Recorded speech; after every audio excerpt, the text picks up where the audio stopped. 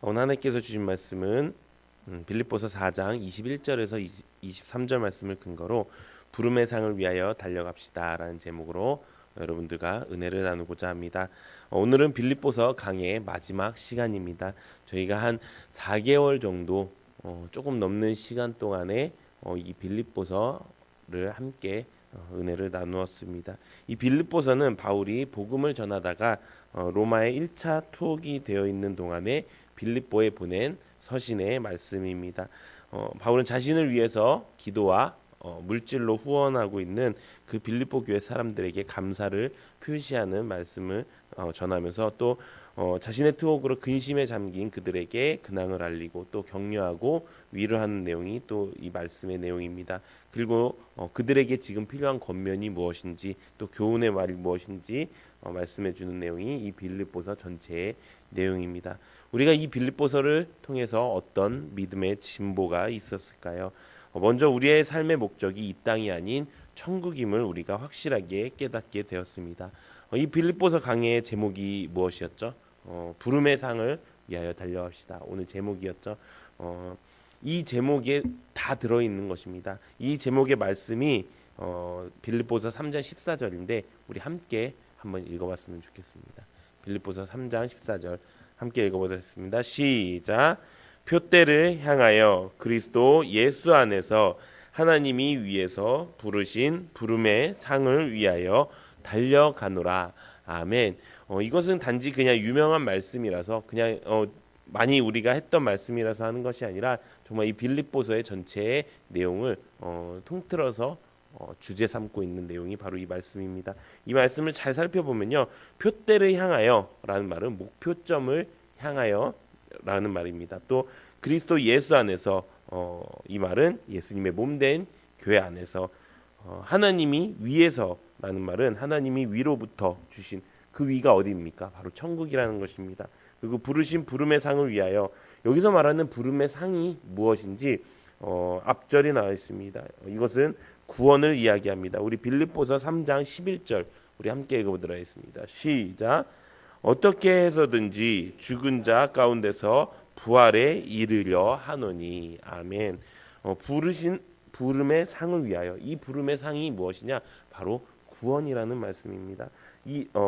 그래서 그 부르심의 상을 위해서 구원을 위해서 달려가노라. 여기서 달려간다는 것은 내가 다른 것 보지 않고 그것만 향해서 달려가겠습니다. 내가 다른 것 바라보지 않겠습니다라는 말씀입니다. 이것을 다시 말하면 이런 말씀입니다. 내가 천국을 향하여 예수님의 몸된 교회 안에서 하나님께서 주실 구원의 부활을 이루면서 내가 다른 것 바라보지 않고 열심히 달려가겠습니다.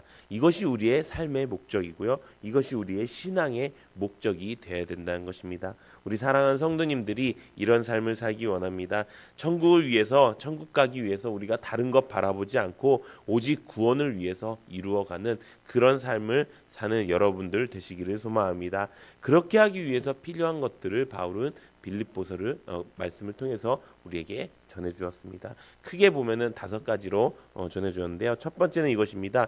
더욱 교회 안에서 깊이 뿌리 내리기를 원했습니다.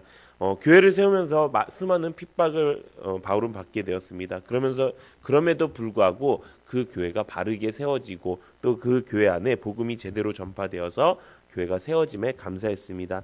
이렇게 될 수 있었던 가장 큰 이유가 바로 교회 안에 뿌리 내리는 성도들이 있었기 때문이라는 것입니다. 지금 이 땅에 수많은 사람들이 교회를 다닙니다. 아무리 코로나 시대가 도래했다고 해도 수많은 사람들이 아직도 교회를 다니고 있습니다.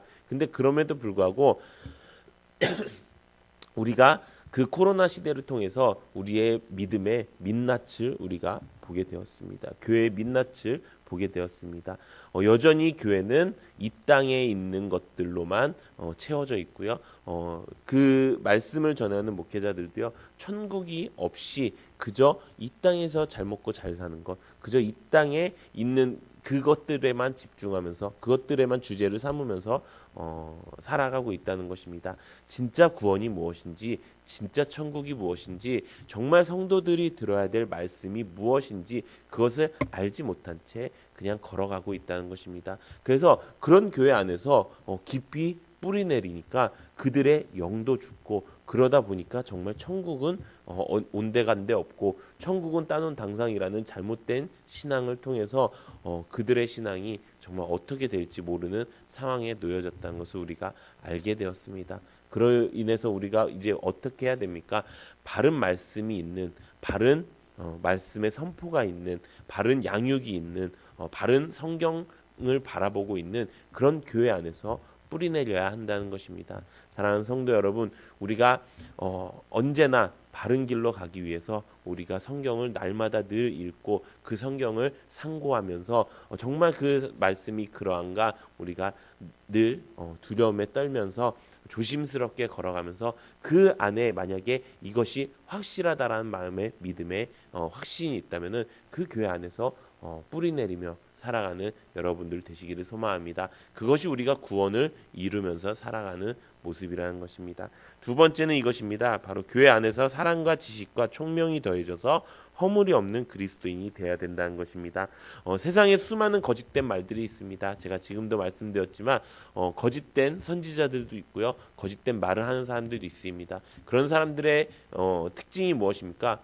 그들은 그게 거짓됐다고 생각하지 않습니다. 그들은 그것을 진실이라고 생각하고요, 그것이 맞다고, 진리라고 생각합니다. 그런데 만약에 우리의 진리가 그들조차도 그들 이길 수 없다면, 우리의 그 믿음의 진리가, 우리의 그 성경의 진리가 그들조차도 설득시킬 수 없다면은 그것은 우리의 신앙이 무너질 수 있는 위태한 상황이라는 것입니다. 우리가 교회 안에서, 몸된 교회 안에서 뿌리를 내리기 위해서는 더욱더 우리가 그 사랑과 지식과 총명이 더해져야 된다는 것입니다. 이 사랑과 지식과 총명이 더해질 수 있는 가장 좋은 것이 무엇입니까? 바로 성경이라는 것입니다. 성경을 우리가 읽을 때 하나님의 사랑을 알게 되는 것입니다. 성경을 읽을 때요, 우리가 하나님의 지식을 알게 되는 것입니다. 성경을 읽을 때 우리는 하나님의 총명하심, 하나님께서 우리에게 주신 총명하심이 있다는 것입니다. 그래서 내가 날마다 하나님의 말씀을 읽고, 내가 날마다 하나님의 말씀을 보면서 그것을 지키면서 살아가는 삶이 바로 우리가 우리 안에 있는 그 믿음의 진리를 더욱더 굳건하게 만들고, 그 굳건하게 만듦을 통하여 우리가 전하는 그 복음이 더욱더 힘이 있어진다는 것입니다. 사랑하는 성도 여러분, 우리가 몸된 교회 안에서 바르게 뿌리 내리고 바르게 말씀을 보면서 신앙생활하는 여러분들 되시기를 소망합니다. 세 번째는 이것입니다. 나보다 남을 더 낮게 여기는 겸손함으로 교회 안에서 화합하기를 원합니다. 우리는 교회 안에 있을 때 수많은 사람들을 만나고, 수많은 사람들과 가족이 되고, 또 수많은 사람들과 공동체를 이루면서 살아갑니다. 그렇게 살다 보면 어떤 일들이 벌어집니까? 사람마다 다 각자 다른 감정들이 있기 때문에 부딪히는 경우가 생깁니다. 그럴 때 우리가 해야 되는 것이 무엇입니까? 나보다 그를 더 낮게 여기는 것입니다. 나보다 더 그를 존귀하게 여기는 것입니다. 어떻게 그럴 수 있습니까? 예수님을 닮으면 그렇게 할 수 있습니다. 예수님은 가장 높으신 분임에도 불구하고 가장 낮은 곳에, 가장 낮은 모습으로 이 땅에 오셨습니다. 그리고 그 예수님은 우리에게 말씀합니다. 나를 본받으라 라고 이야기합니다. 우리가 예수님을 본받을 수 있는 모습은요, 바로 겸손의 모습입니다. 이 겸손의 모습을 통하여 우리가 교회 생활하는 데 있어서 내가 그들과 더욱더 화합하고 그들과 더욱더 사랑 안에서 온전히 하나됨을 이루는 여러분들 되시기를 소망합니다. 네 번째는 이것입니다. 교회 안에서 리더들을 잘 섬겨야 됩니다. 빌립보서에 나오는 두 인물이 있습니다.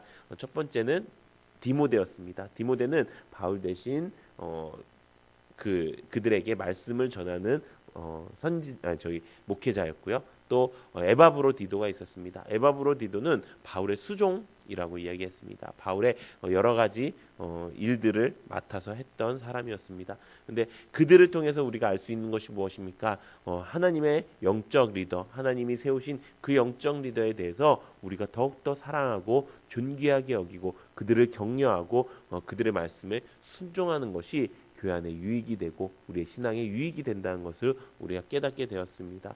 우리가 이렇게 신앙생활하면서 우리 안에 진짜 우리의 믿음의 신앙의 유익이 무엇인가? 그것이 바로 우리의 영적 리더를 온전히 잘 따르고 그의 말씀을 정말 하나님의 말씀처럼 받들 수 있는 그런 믿음의 모습이 바로 우리의 믿음의 유익이 된다는 것을 우리가 깨닫고 나아가는 여러분들 되시기를 소망합니다. 다섯 번째 이것입니다. 외적인 조건들을 보지 않고 나의 영혼을 자라기 위해서 집중하고 애써야 된다는 것입니다. 겉으로 보이는 신앙생활이 중요한 것이 아닙니다. 내가 얼마나 성경을 읽었는가, 내가 얼마나 교회 일을 열심히 하는가, 내가 얼마나 잘 참여하고 있는가, 그것보다 훨씬 더 중요한 것은요, 내 안에 영혼이 살아있는가가 중요하다는 것입니다. 겉으로 충분히 누구나 그렇게 할 수 있습니다. 어떻게 따지고 보면 바울은 훨씬 더 그렇게 할 수 있는 사람이었고 훨씬 더 그럴 수밖에 없는 사람이었습니다. 그런데 바울은 이 모든 조건을 다 배설물로 여겼다고 말씀합니다.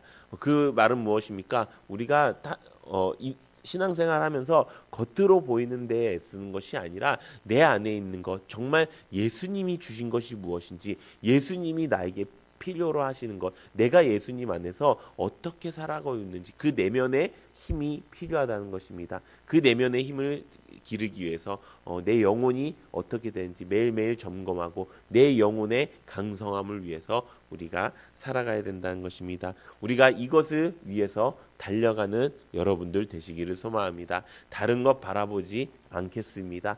다른 것 집중하지 않겠습니다. 다른 어떤 것이 나에게 다가오더라도 그것을 중요하게 여기지 않겠습니다. 내 인생에 문제가 다가와도, 내 인생에 다른 어떤 힘든 일이 다가와도, 혹은 내 인생에 다른 좋은 어떤 것들이 다가와도 내가 그것에 신경 쓰지 않고 오로지 표대를 향하여 내가 걸어가겠습니다.